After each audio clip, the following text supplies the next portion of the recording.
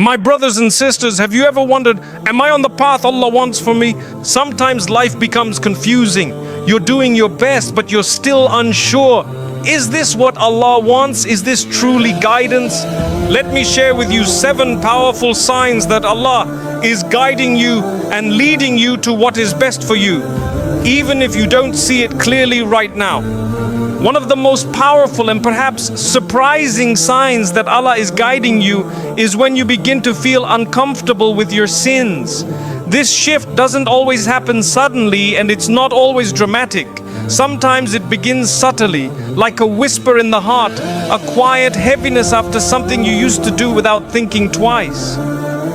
Where once you might have spoken harshly to someone and moved on without regret, now you feel a sting of remorse. Where you once engaged in actions that displeased Allah without much reflection, now you feel a sense of unease, a quiet voice inside you asking, was that really the right thing to do? This internal discomfort, this sense of guilt or restlessness after sin is not a sign that you've become weak. It's actually a sign that your heart is still alive, still connected to its creator, still receptive to divine light. This feeling of being unsettled after doing something wrong is one of the greatest gifts Allah can place in a person's heart. It's a spiritual sensitivity, a kind of built-in compass, and not everyone has it. When Allah wants good for someone, He allows them to see their mistakes clearly, and more importantly, to feel their weight, not to crush them, but to soften them, to help them turn back before the heart becomes hardened and silent. You see, the real danger in life is not in committing sins. Sins are part of being human. Even the most righteous people, even the prophets made mistakes, but they turned back to Allah. The true danger lies in becoming comfortable with those sins. When the heart stops reacting to disobedience, when guilt fades away and a person feels no need to seek forgiveness, that's when the soul is in real trouble. That's when the heart becomes veiled, covered over by layers of heedlessness, and the person may continue down a path that leads further and further away from Allah, all while thinking everything is fine. But when you feel guilt, when you feel the pain of regret, even if you keep slipping up, that's a sign that Allah is still guiding you. It means your heart still recognizes truth. It still wants to return. And that desire to return is a light in itself. Don't ignore it. Don't push it away out of shame. Use it. Sometimes we think that because we sin, Allah must be angry with us, that we're no longer worthy of being guided. But that's not true. In fact, the ability to feel guilt, to sincerely say, I shouldn't have done that, and to make an effort to stop, is itself a response to divine mercy. Allah is giving you a window of opportunity. He's giving you a reminder. He's reaching out to you through your conscience, and He's inviting you gently but firmly to come back. It's easy to feel unworthy when we slip again and again. Shaitan takes advantage of our regret and tries to turn it into despair. He whispers, you've messed up too many times. Don't bother asking for forgiveness anymore. But remember, that's not Allah speaking. That's the voice of hopelessness. And hopelessness has no place in the heart of a believer. If you ever find yourself crying over a mistake you made, or if your heart sinks after remembering a sin, even one from years ago, know that this is a sign of Allah's kindness. It's His way of keeping you close. It's His way of waking you up. And if you respond to that feeling with sincere repentance, with an honest conversation with Allah, even if it's just in your own language, in your own words, that moment could be more beloved to Allah than all the outward deeds you've done before. So don't see guilt as a burden. See it as a compass. See it as a sign that your Lord is still calling you, still opening the door, still giving you a chance, no matter how many times you've fallen. The Prophet once said that the one who repents sincerely from sin is like one who never sinned at all. That's how vast and welcoming the mercy of Allah truly is. Guidance doesn't always come with lights and dreams and miracles. Sometimes it comes as a quiet discomfort after doing something you used to enjoy. Sometimes it comes as tears in the silence of the night. Sometimes it's that moment when you sit with your head down, ashamed of yourself but determined to change. That is the beginning of a guided heart. Another beautiful and deeply personal sign that Allah is guiding you is when your heart begins to feel a quiet pull towards the prayer, towards the Quran, towards remembrance. It's not always loud, it's not always dramatic. Sometimes it begins as a small thought in the back of your mind, I should pray now. Other times it's a strange desire to hear the words of Allah, even if you don't understand every verse. It's a moment of stillness in a chaotic day where your soul just wants to connect. This isn't something that just happens randomly. It's not a coincidence. It's not your own doing. This is Allah softening your heart and drawing you closer to Him in the most gentle way. You see, when Allah loves someone, He opens the door to worship. And one of the greatest forms of worship is salah, the 5 daily prayers. It's not just a ritual, it's a divine appointment between you and your Creator. So when you find yourself wanting to pray, even if you're struggling to do it on time or perfectly, that desire itself is a sign. It means that something inside you is waking up. The soul is remembering its source. The heart is longing for the peace that can only come from being in conversation with Allah. Think about it.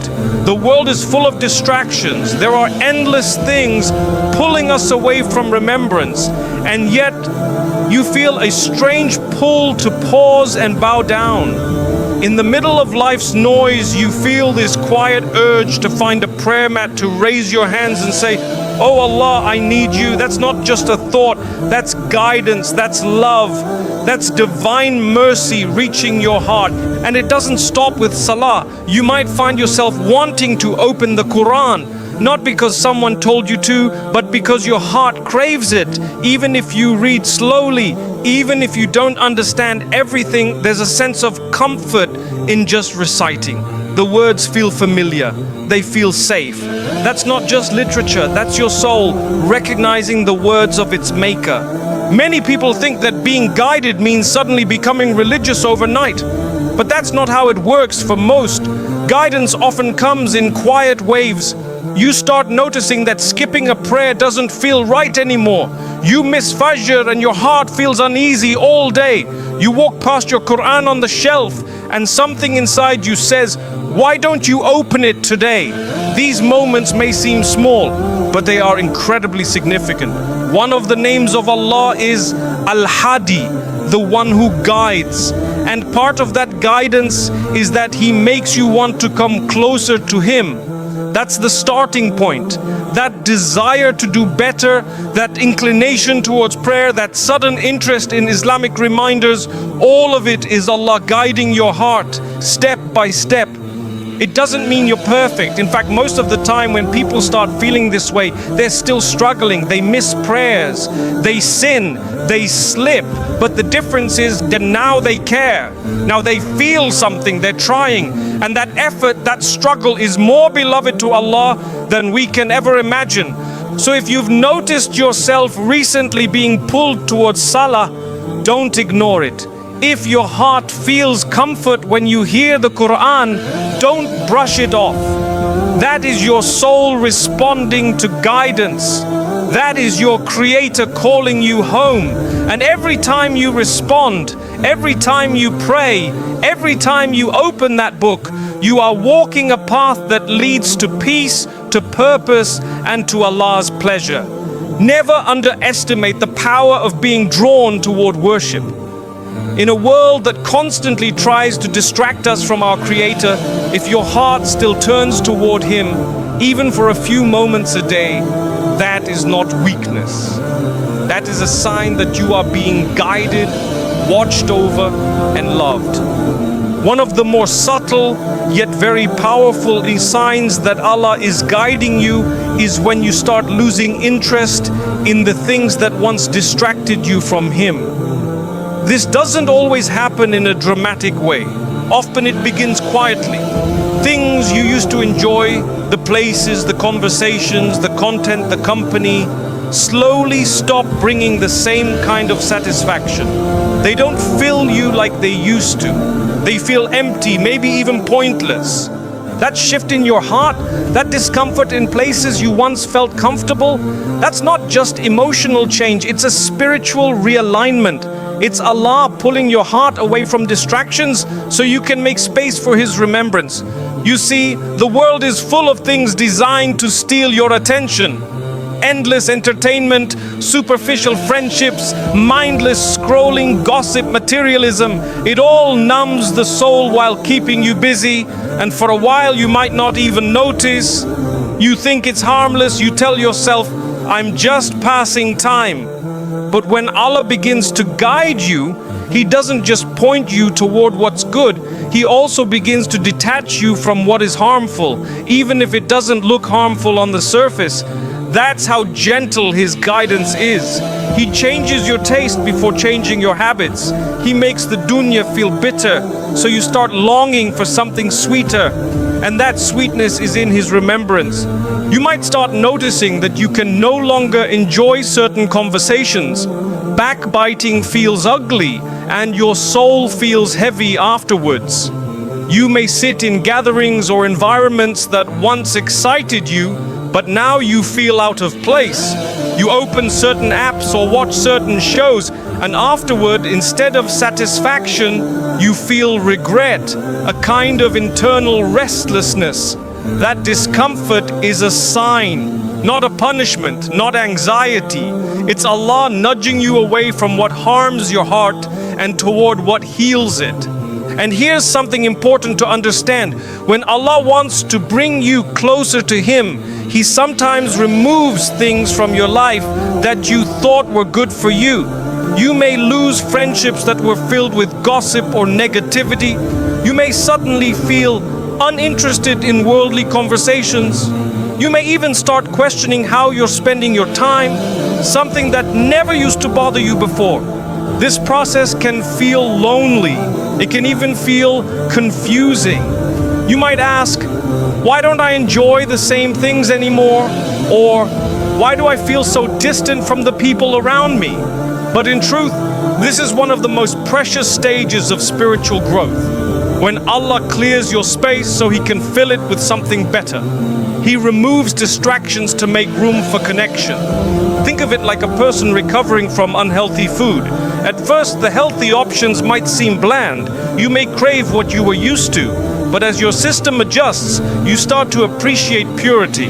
Similarly, when your heart begins to leave behind the noise and distractions of the world, it starts craving peace, sincerity, and the remembrance of Allah. So if you've started losing interest in things that waste your time, harm your heart, or pull you away from your deen, don't panic. Don't see it as something wrong with you. See it as a sign of your heart being purified. See it as Allah protecting your time, your energy, and your soul. Because when Allah guides you, He doesn't just add light, He also removes darkness. And sometimes that means pulling you out of places you never realized were dimming your faith. This is a moment to be grateful, even if it feels uncomfortable. Because what comes next, once the noise fades away, is clarity, is peace, is nearness to the one who never distracts, never disappoints, and always delivers, Allah. When you begin to lose interest in what once consumed your time, the meaningless conversations, the excessive entertainment, the environments that distract more than they nourish, you are not becoming antisocial. You are not boring. You are not falling behind in life. In reality, your heart is simply being reoriented toward its true purpose. And that shift often comes quietly, even without you realizing it. Allah in His mercy is slowly turning your gaze inward, helping you see the difference between noise and nourishment, between temporary pleasure and lasting peace. That growing discomfort with distraction is not random. It's a deeply spiritual process. You may find that the things which once made you laugh now leave you feeling drained. The gatherings that once excited you now feel heavy, even pointless. You begin to crave depth over amusement, sincerity over entertainment, solitude over noise. At first, it may feel like you're losing part of your identity, especially if you built your lifestyle around these distractions. But in truth, you are not losing yourself. You are finding your true self, the one that was always meant to live with purpose, with presence, with remembrance of the Creator. And yes, this journey can feel isolating. Friends may not understand. You might feel like you no longer fit in. But this disconnection is not a sign of spiritual failure. It's a sign of elevation. Allah is refining your circle. He's narrowing your environment. Because sometimes, in order to protect you, He must distance you from what was never meant to be part of your long-term path. And here's something deeply beautiful. As you detach from these distractions, your soul begins to breathe again. You may find joy in silence, peace in prayer, satisfaction in simplicity. You begin to see life more clearly, how precious time is, how fleeting this world is, how generous your Lord has always been. You may even find that your energy starts to return, mental, emotional, even physical energy, because so much of what distracted you was also draining you. And as those burdens fall away, you begin to feel lighter, clearer, more focused. But here's the key, don't force yourself into a mold. Guidance is a process, not a performance. Some days you'll feel strong, deeply connected. Other days you may feel distant again. That's okay. The point is not perfection. The point is awareness. Once you've begun to recognize what no longer serves your soul, you've already stepped into the light of guidance. So don't grieve the things you're leaving behind. If they were meant for your growth, they would still serve you. Instead, thank Allah. Because in a world where distraction is everywhere, if He has given you the clarity to step back, reflect, and seek Him more, that is a sign that you are among the guided. And that clarity, that pull away from distraction is not the end. It's just the beginning, and the beginning of a deeper, more meaningful relationship with your Creator, one that no worldly pleasure can replace. One of the most misunderstood signs of Allah's guidance is this: when He begins to guide you, life doesn't necessarily become easier. In fact, it might become harder. This confuses many people. You try to turn your life around, you start praying, you give up old habits, you distance yourself from negative influences, and just when you expect things to get better, they don't. In fact, you may face more hardship, more emotional struggle, more unexpected trials than ever before. And deep down, you might wonder, I'm trying so hard to do the right thing. Why is Allah testing me now? But here's the truth, my brothers and sisters. Being tested is not a sign that you're far from Allah. It is often a sign that you are coming closer to Him. When Allah loves someone, He prepares them, He strengthens them. And the path to strength is not comfort, it's struggle. Just like muscles grow under resistance, your faith grows when you are tested. And Allah, in His infinite wisdom, tests those whom He wants to raise to higher levels. The Prophet, the most beloved to Allah, faced the most severe tests. He lost children. He was insulted, boycotted, threatened, driven out of his home, wounded in battle, and yet he remained patient, optimistic, and full of trust in Allah. So don't mistake your hardship for abandonment. In fact, it could be the opposite. It may be that your trial is a sign of divine attention, a form of purification, a means through which Allah draws you closer, wipes away your past sins, and builds your reliance on Him alone. Sometimes these tests shake us. A loved one falls ill. A job is lost, a relationship breaks, a secret struggle becomes overwhelming. In those moments, Shaitan whispers, "Where is your Lord now? You've been praying, haven't you? You've changed, and this is your reward." But remember, these whispers are lies meant to separate you from the one who is in fact holding you up during the storm. Allah never promised that life would be easy, but He did promise that He would never leave you. And when He tests you, it's not to punish you, it's to wake you up, to reshape your priorities, to draw your heart away from relying on the creation and back to relying fully on the Creator. Think about this. When do most people turn to Allah with sincerity? Not when everything is going perfectly, but when they are broken, when they've tried everything else, when they are desperate for answers. That's when hearts become humble. That's when tongues begin to sincerely pray. That's when people remember how near Allah truly is. And perhaps the most beautiful part is this: when you go through hardship while on the path to Allah, every moment of pain is counted, every tear is seen, every silent prayer is heard. Even your exhaustion, your sleepless nights, your heavy heart, it's all being recorded, all being rewarded. Nothing is wasted with Allah. In fact, the Prophet taught us that the believers' affairs are always good. If something pleasant happens, they're grateful, and that's good for them. And if something difficult happens, they're patient, and that too is good for them. This is the unique blessing of faith, that even pain has purpose. So if you're going through hardship after you've started changing your life for the better, don't doubt yourself. Don't assume Allah is displeased with you. On the contrary, it may be a powerful sign that you are on the exact path you are meant to be on. The difficulty is not a detour, it's part of the journey, and Allah is watching over you the entire way. He is shaping you, purifying you, and preparing you for something greater, something eternal.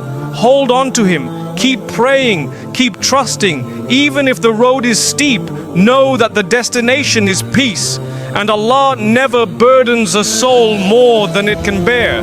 So when Allah tests you after you begin to walk toward Him, do not see it as rejection, see it as refinement. Because sometimes Allah will test your intentions to make sure your faith is real. He will test your patience to make sure your heart is sincere. He will test your reliance to teach you that there is no one who can help, heal, or provide like Him. And when you remain firm, even while hurting, even while unsure, even while broken, that's when your connection with Allah becomes something unshakable. In fact, sometimes the darkest chapters of your life are what open the door to your brightest guidance. You go through hardship and it forces you to reevaluate your life. You cry in secret, and for the first time in years, your tears fall before your Lord. You lose something or someone, and that pain finally leads you to turn your face toward Allah and say, "I need you." And that moment, that genuine raw moment of surrender might be the most powerful moment of your entire life. It's important to remember that ease isn't always a blessing, and difficulty isn't always a punishment. Sometimes constant comfort can distract us from our purpose, while hardship can lead us straight to the door of Allah. How many people lived years in heedlessness only to be awakened by one single test, one illness, one heartbreak, one failure, and suddenly their life turns around. They begin praying, they begin asking, they begin knowing Allah. If you're going through that phase right now, if life feels harder even as you try to become better, do not be disheartened. Guidance doesn't always come wrapped in ease. Sometimes it comes wrapped in struggle. And it's in those struggles that your soul is taught resilience, your character is polished, and your dependence shifts from this temporary world to the one who created it. You'll find that during trials, your du'as become more sincere. You stop rushing through your prayers. You cry more. You speak to Allah more. You ask for things not just with your tongue, but with your heart. That's not weakness. That's transformation. That's Allah turning you into someone stronger, someone purer, someone who no longer lives life asleep but walks consciously in remembrance. And there's another gift hidden in trials: empathy. When you suffer, you understand others' pain in a way you never could before.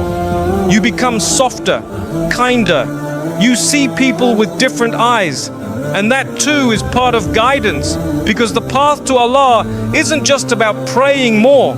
It's also about becoming a better human being. So if you're hurting while trying to do the right thing, keep going. If you're praying but still struggling, keep praying. If you're repenting but still falling, keep repenting. Because every effort is seen, every moment is counted. And Allah in His perfect wisdom is molding you into someone who will look back one day and say, that trial didn't destroy me, it brought me to life. The tests will pass, the pain will fade, but the closeness to Allah that came through that journey, that will remain with you forever. You see, there is something incredibly profound about the soul that keeps turning back to Allah during difficulty. While anyone can praise Allah when life is smooth and blessings are pouring in, it takes a guided heart, a heart that is truly connected, to remain patient and hopeful when everything seems to be falling apart. It's in those moments when your chest feels tight, your plans are shattered, and your dua feels like the only thing you have left. That is when you're the closest to your Lord.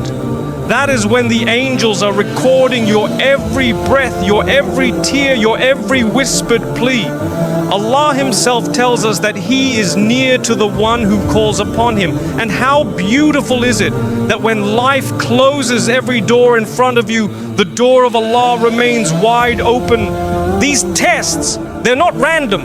Allah doesn't test you to see you break. He tests you to build you, to reveal your potential, to polish away the layers of self-reliance, ego, laziness, or heedlessness. So what remains is a servant who is humble, sincere, and fully aware of where strength actually comes from. Sometimes, the only way to truly know Allah as the most merciful is to experience moments when you're at your lowest and He lifts you. To truly believe He is the provider, you might have to face a moment when nothing else provides. To know He is the protector, you may have to walk through fear and still feel safe. This is why, for the believer, hardship is never wasted. It's never without meaning. Every difficulty you endure with patience becomes a seed of reward in the hereafter. Every sleepless night, every moment you held yourself back from complaining, every time you said Alhamdulillah through tears, all of it is known to Allah, and all of it is rewarded in ways we cannot even imagine. And sometimes you won't see the fruits of your sabr, your patience, right away. Sometimes it will feel like the test is stretching endlessly. You'll wonder when it will end, when the ease will come, when the relief you were promised will finally arrive.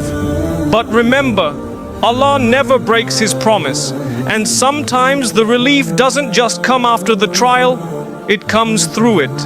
The way you grow, the way your heart turns to Allah, the wisdom you gain, the strength you never knew you had, that is relief, that is guidance, and perhaps, just perhaps, you'll reach a point where you look back at the most painful parts of your life and say, I wouldn't want to go through it again, but I wouldn't trade what it taught me for anything in this world.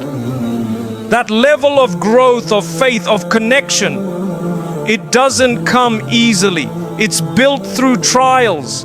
And if you're experiencing that now, know that you are walking a path that many of Allah's beloved have walked before you. The path of prophets, of the righteous, of those whom Allah chose to refine, not to punish.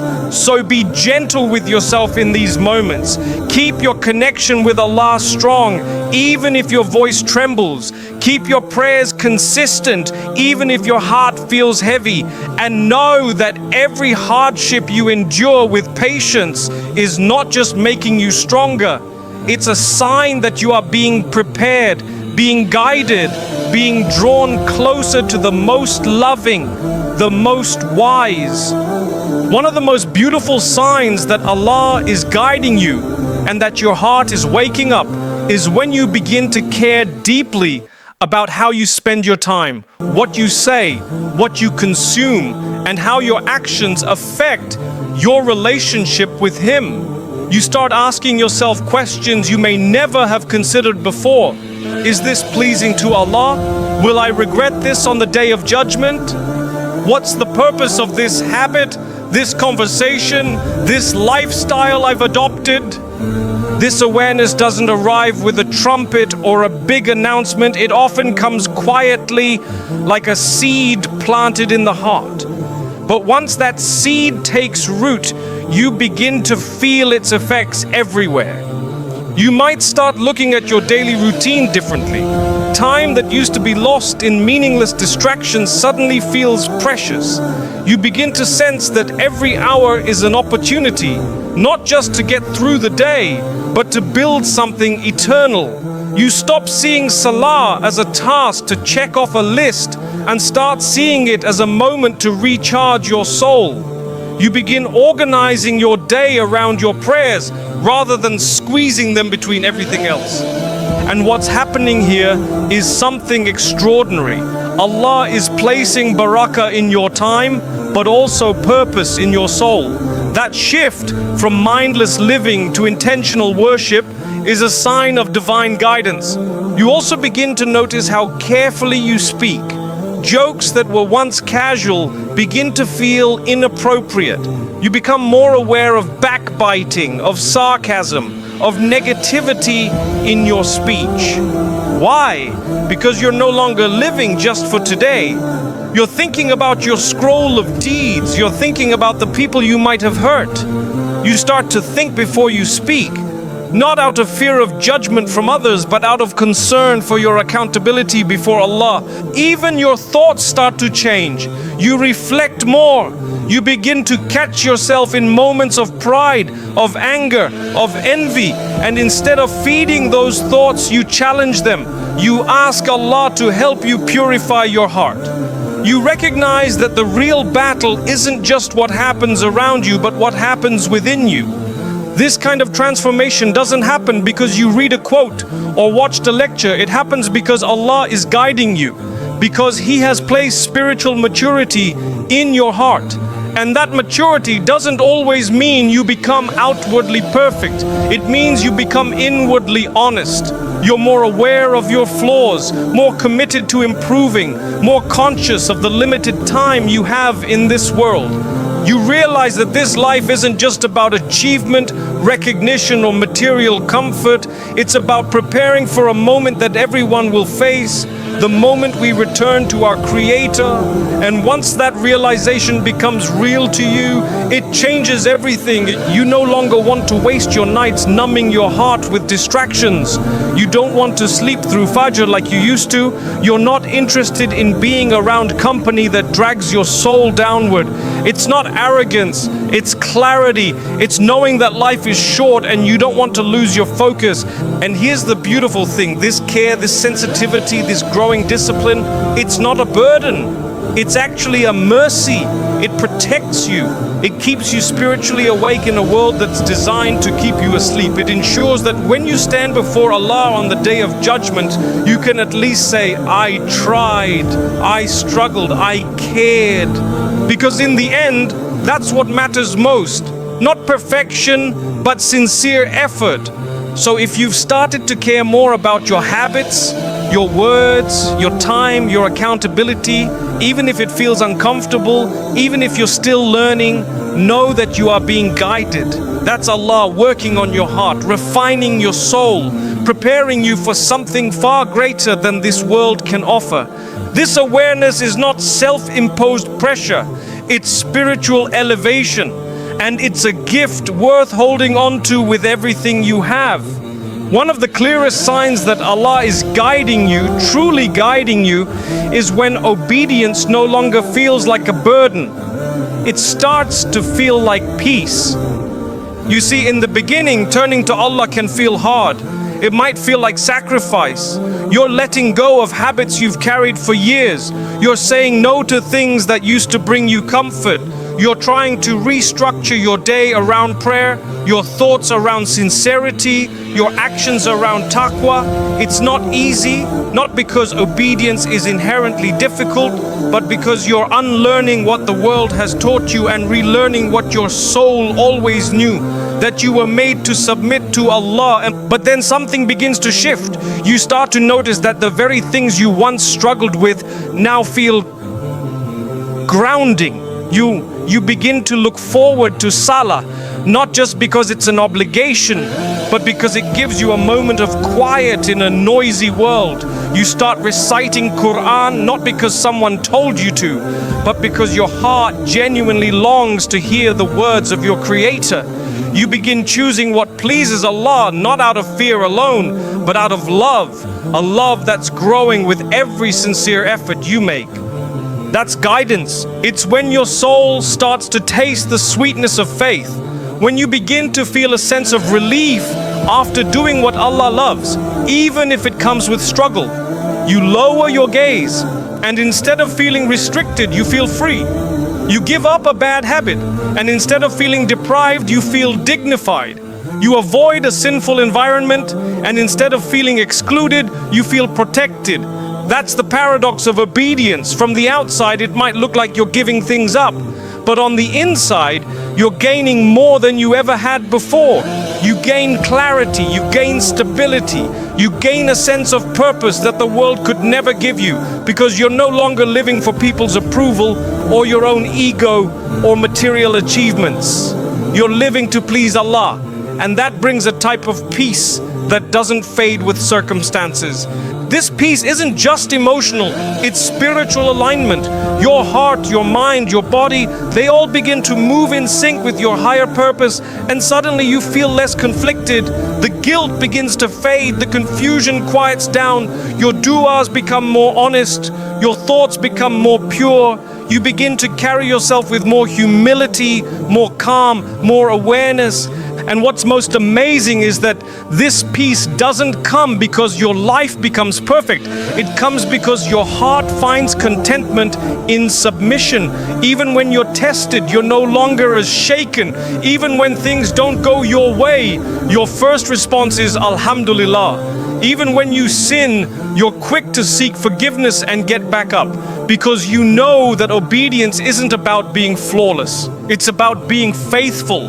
The Prophet, peace be upon him, said that there is a sweetness in faith that only the believer tastes, and this is part of it. When Allah guides your heart to truly embrace obedience, it becomes a source of comfort, not conflict. You start wanting to do what's right, not just because you should, but because it feels right. You no longer ask, how much do I have to do to get by? But instead, how much more can I do to please Allah? That change in mindset, Sheen, from obligation to devotion, from guilt to gratitude, is a gift. And it doesn't come from your own willpower alone. It's Allah placing sakina, tranquility, into your soul. It's Him rewarding your efforts with something far more valuable than anything this world can offer, inner peace. So if you've started to feel that doing the right thing brings you calm, if your heart settles when you obey, even if it's still hard sometimes, then know this: you are being guided. That calm you feel isn't random, it's not a coincidence. It's a sign that Allah has chosen you to taste the peace that only comes from closeness to Him. Cherish it, protect it, and keep walking that path even when no one sees, even when it's slow, because obedience with peace is one of the clearest signs that your soul is finally aligned with the purpose it was created for. The seventh and perhaps most intimate sign that Allah is guiding you is this: your dua, your personal supplication, becomes more honest and more frequent. Not necessarily longer, not necessarily full of eloquent words, but real, unfiltered, from the heart. You see, when Allah draws you close, He opens the doors of communication between you and Him. Suddenly, you begin to find yourself speaking to Him, not just in formal moments of prayer, but in the quiet seconds between tasks, in your car, lying in bed, after a moment of sadness or a sudden joy. You start saying things like, Ya Allah, help me, or Ya Allah, you know what's in my heart, or Ya Allah, I'm tired but I'm trying. This kind of dua is different. It's not just a list of requests, it's a conversation. It's raw. It's sometimes whispered through tears, sometimes spoken in a silent, broken voice. And it's not always about asking for something in the dunya. It becomes more about connection, about relief, about pouring out what's buried deep inside, knowing, truly knowing that no one understands your heart the way Allah does. When your dua becomes like that, it's a powerful sign that your heart is awakening to the reality of who Allah is. Al-Sami, the all-hearing, Al-Mujib, the one who responds. This transformation doesn't come out of nowhere. Often it happens through pain, through loneliness, through struggle. You try to talk to people, but no one really gets it. You try to explain your feelings, but words fail. And in that moment, when the world feels too loud or too distant, you instinctively turn to the one who never tires of listening. That instinct to turn to Allah instead of turning away, that is guidance. That is the sign of a heart being pulled closer to its Lord. And the beautiful part, you don't have to be in sujood. You don't even have to be in a perfect state. Sometimes your most sincere du'as are made when you feel your worst, when your eyes are red from crying, when you haven't figured out the right words, when your voice shakes and all you can manage is, Ya Allah, help me. Do you think Allah ignores that? Never. The Prophet, peace be upon him, told us that Allah is shy to leave the hands of His servant empty when they're raised in dua. And when your heart starts turning to Him regularly, with or without words, with or without formality, that's not just a result of your effort. That's a response to His mercy. He's the one who placed the desire in your heart to call on Him in the first place. He's the one who allowed you to remember Him even when you were struggling to remember yourself. And the more you make dua sincerely, frequently, the more you realize that it's not just about receiving what you're asking for. The real treasure of dua is the relationship you build with Allah through it. You begin to realize that no matter how chaotic the world becomes, as long as you can speak to Allah, you're okay. That's the kind of guidance that steadies you in every storm. So if you've noticed yourself calling on Allah more, even if your words are simple, even if your voice trembles, even if you're asking for the same thing again and again, know that this is not small. It's a sign that your heart is alive, responsive and connected. And that connection and that quiet, honest communication between you and your Lord is one of the clearest, purest signs that you are walking the path He wants for you. Don't stop. Keep calling on Him. Even when you don't feel worthy, even when you don't know what to say, keep asking, keep crying, keep trusting, because the one who keeps knocking on the door of Allah will never be turned away. And remember, if your dua has become your refuge, your comfort, your daily habit, then you're not just guided, you're loved. My beloved brothers and sisters, if you've recognized even one of these signs in your life, then pause, take a moment, and truly thank Allah, because you are not here by accident. This message reached your heart for a reason. These signs are not just checkboxes, they are invitations from your Creator, calling you back to Him in the most gentle, loving way. Maybe you felt regret over your sins. Maybe your soul has been pulled toward prayer. Or you've noticed that the things which once distracted you now feel empty. Perhaps you've been tested, and instead of turning away from Allah, your heart is slowly leaning toward Him. Maybe you've started thinking more about your time, your words, your actions. Maybe you've finally tasted the sweetness of obedience. or found yourself whispering sincere du'as when no one else is around.